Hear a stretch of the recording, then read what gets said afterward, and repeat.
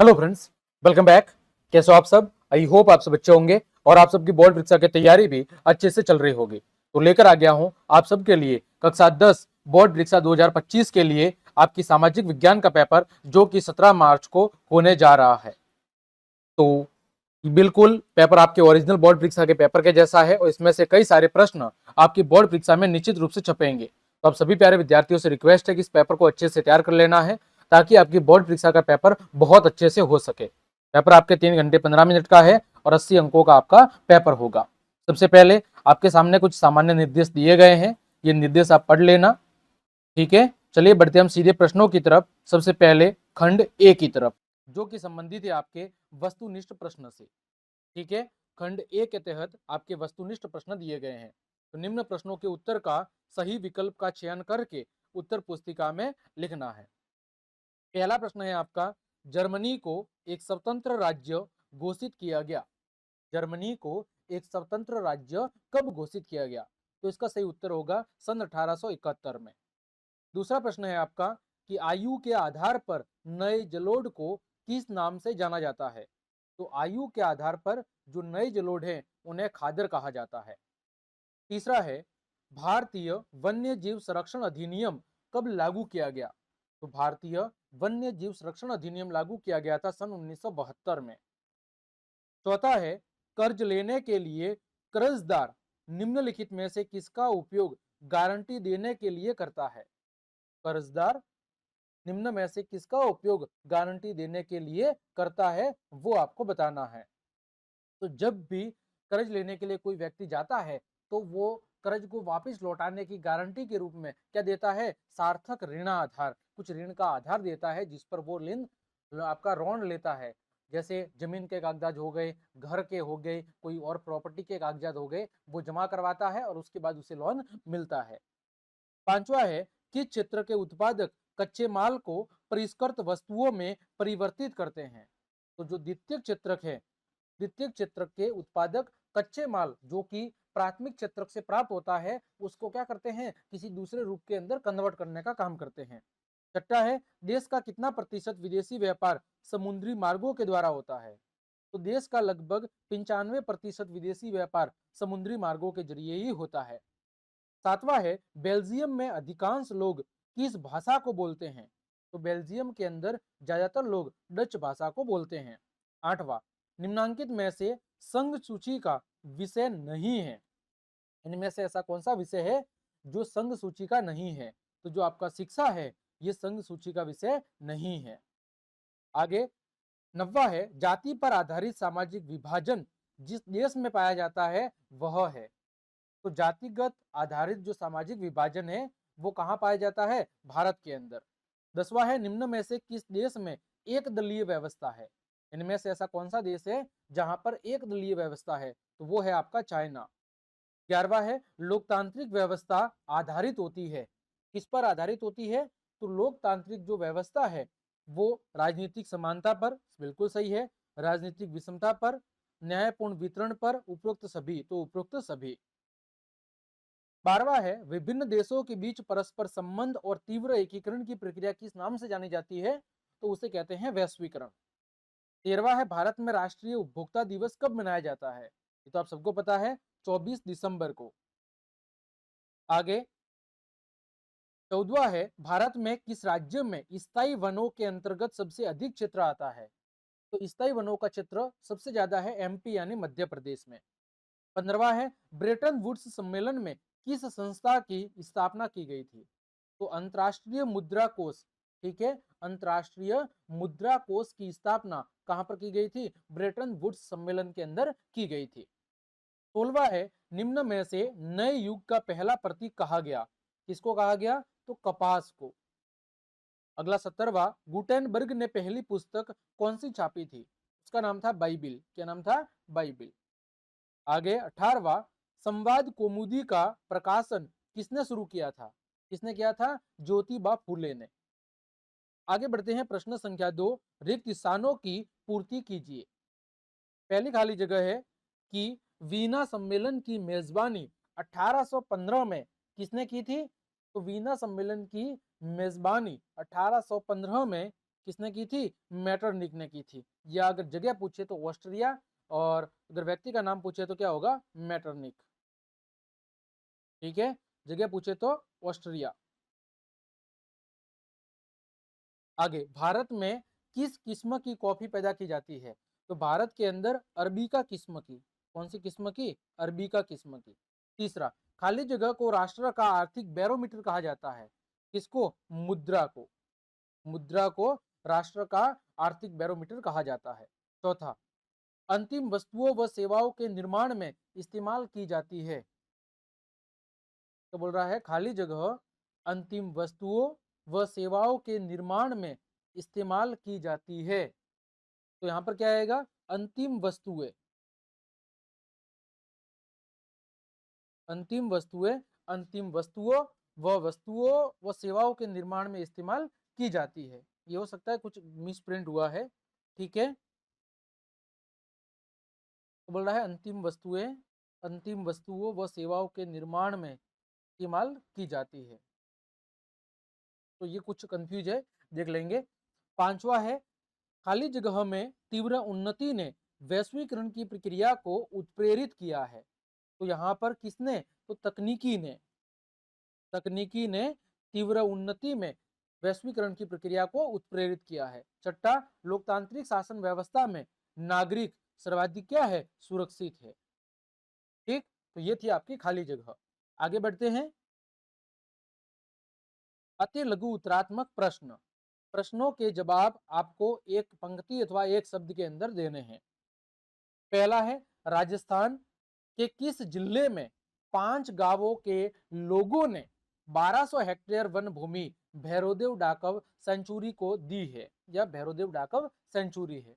तो उस जिले का नाम क्या है? तो जिले का नाम है अलवर। राजस्थान का कौन सा जिला है? वो अलवर जिला है। आगे बात करें दूसरा, वस्तु विनिमय प्रणाली से आप क्या समझते हैं?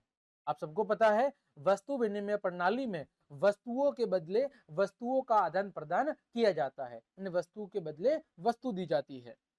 तीसरा है, लोह इस्पात में लोह अयस्क, कोकिंग कोयल तथा चूना पत्थर का अनुपात कितना होता है? कितना अनुपात होता है? 4:2:1 होता है। लोह इस्पात उद्योग के अंदर लोह अयस्क 4%, कोल 2% और चूना पत्थर 1%। तो होता है व्यापार संतुलन से आप क्या समझाते हैं? तो व्यापार संतुलन एक देश के द्वारा एक निश्चित अवधि में किए गए आयात और निर्यात के मूल्यों का अंतर होता है। व्यापार संतुलन का मतलब क्या है? कि किसी एक देश के द्वारा एक निश्चित अवधि में जो आयात किया गया है और जो निर्यात किया गया है, उन दोनों के मूल्यों का अंतर कितना है, वो होता है व्यापार संतुलन। यूरोपीय संघ का मुख्यालय कहां पर है? कहां पर है? ब्रुसेल्स में, जो किसकी राजधानी है? बेल्जियम की। ब्रुसेल्स के अंदर यूरोपीय संघ का मुख्यालय है। छठा है, शासन की किस व्यवस्था में गलतियों को सुधारने की गुंजाइश होती है? उस व्यवस्था का नाम क्या है? लोकतांत्रिक शासन व्यवस्था। क्या नाम है? लोकतांत्रिक शासन व्यवस्था। सातवां, विदेशी निवेश किसे कहा जाता है? तो विदेशी निवेश एक देश की कंपनी या व्यक्ति के द्वारा दूसरे देश में किया गया निवेश होता है।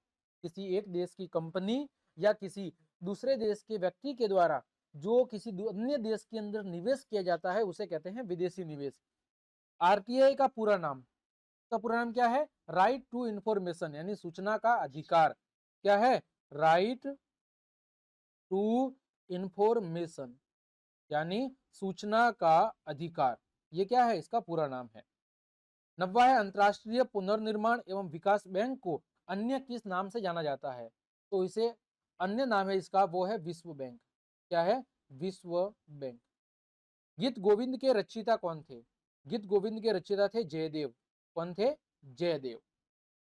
आगे, सर्वप्रथम नारीवादी आंदोलन की शुरुआत किस देश में हुई थी?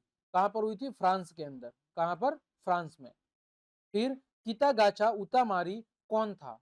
तो ये कौन था? यह एक जापानी चित्रकार था। कौन था? जापानी चित्रकार।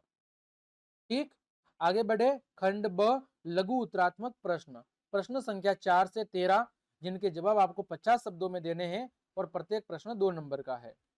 चौथा प्रश्न है, रूमानीवाद से आप क्या समझते हैं? प्रश्न क्या है? रूमानीवाद से आप क्या समझते हैं?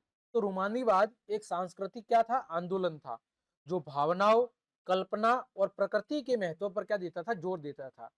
और यह तर्कवाद और औद्योगिकरण की एक प्रक्रिया थी। आगे एजेंडा 21 क्या है समझाइए।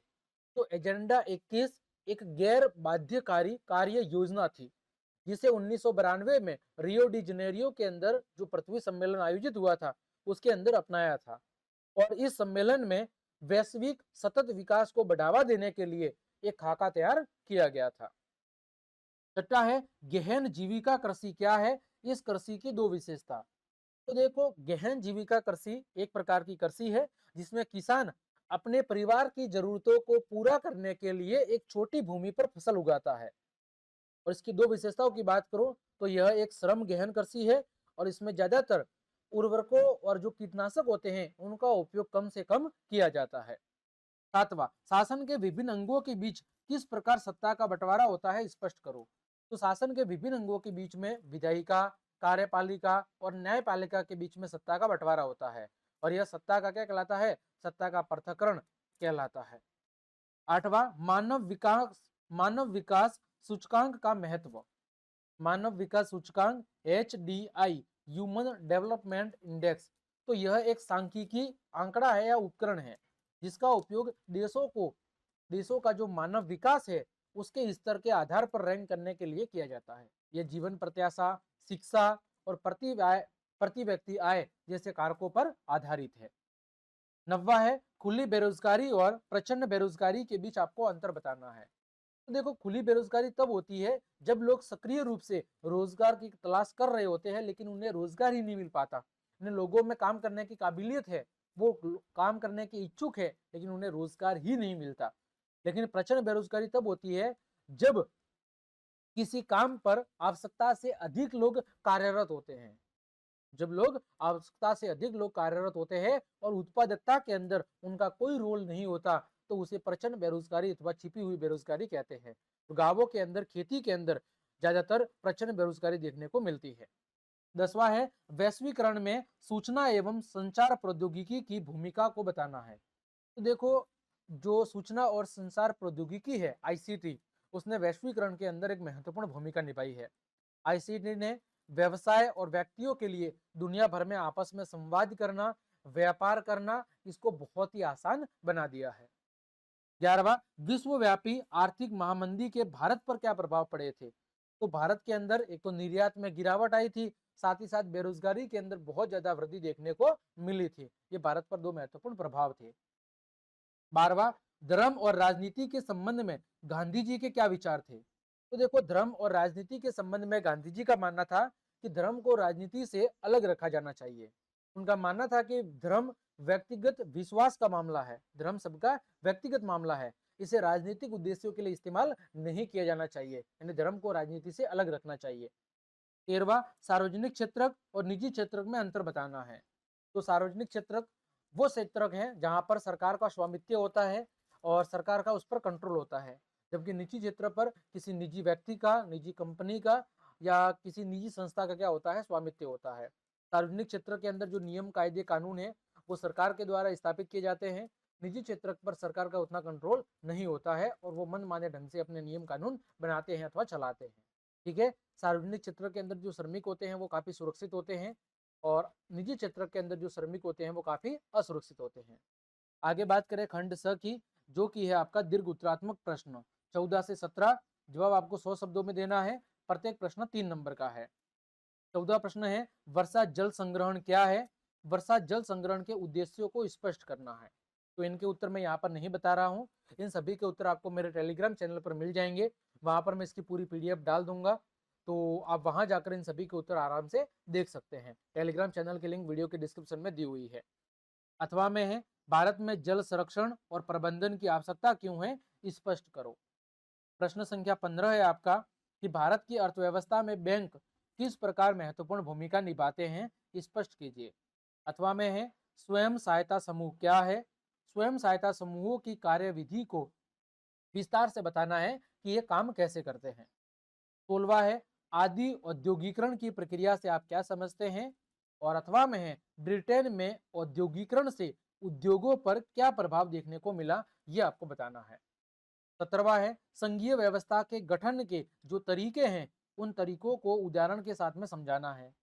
8वां में है सत्ता के विकेंद्रीकरण से क्या मतलब है और विकेंद्रीकरण के पीछे बुनियादी जो सोच है वो क्या है। आगे बढ़े, खंड द है निबंधात्मक प्रश्न, प्रश्न संख्या 18 से 20 जिनके जवाब आपको 250 शब्दों में देने हैं, प्रत्येक प्रश्न 4 नंबर का है। 18वां है रोलेक्ट एक्ट का सविस्तार वर्णन करना है। 8वां में है भारत के राष्ट्रीय आंदोलन में महात्मा गांधी के योगदान का वर्णन करना है। 19वां है भारत के अंदर राजनीतिक दलों के सुधार हेतु 4 सुझावों का वर्णन करना है। 8वां में है भारत में राजनीतिक दलों की विभिन्न भूमिकाओं की आपको व्याख्या करनी है। 20वां है भारत के मानचित्र में आपको नीचे दिए गए स्थानों को जो कि परंपरागत ऊर्जा स्रोत को अंकित करते हैं उनको बताना है। देखो नेवेली, नेवेली कहां पर है, ये तमिलनाडु के अंदर है। कहां पर है, तमिलनाडु में। सिंगरौली कहां पर है, ये एमपी में है, मध्य प्रदेश में। बोकारो कहां पर है, आप सबको पता है बोकारो झारखंड में है। और तलचर कहां पर है, तो ये आपका उड़ीसा में है। कहां पर है, उड़ीसा में। अथवा में दिया हुआ है वो है आपके लोहे अयस्क क्षेत्र वाले। पहला है बेलाडीला, बेलाडीला कहां पर है, ये छत्तीसगढ़ में है। फिर गुआ, गुआ कहां पर है, झारखंड में। कुंद्रेमुख ये कहां पर है, कर्नाटक में। और रत्नागिरी ये कहां पर है, महाराष्ट्र में। ठीक, तो प्यारे विद्यार्थियों ये था आपके कक्षा 10 बोर्ड परीक्षा का सामाजिक विज्ञान का पेपर, बिल्कुल ओरिजिनल पेपर के जैसा, जिसमें से कई सारे प्रश्न आपकी 17 तारीख के बोर्ड परीक्षा के पेपर में निश्चित रूप से छपेंगे। तो आप सभी प्यारे विद्यार्थियों से रिक्वेस्ट है कि इन सभी प्रश्नों को अच्छे से तैयार कर ले ताकि आपकी बोर्ड परीक्षा की तैयारी बहुत ही बेहतरीन ढंग से हो सके। उम्मीद करता हूं मेरे द्वारा दी गई ये जानकारी और क्लास आपके लिए काफी उपयोगी साबित होगी। तो क्लास देखने के लिए आप सभी का धन्यवाद। मिलते हैं अगली क्लास में, तब तक के लिए आप सबको जय हिंद, जय भारत।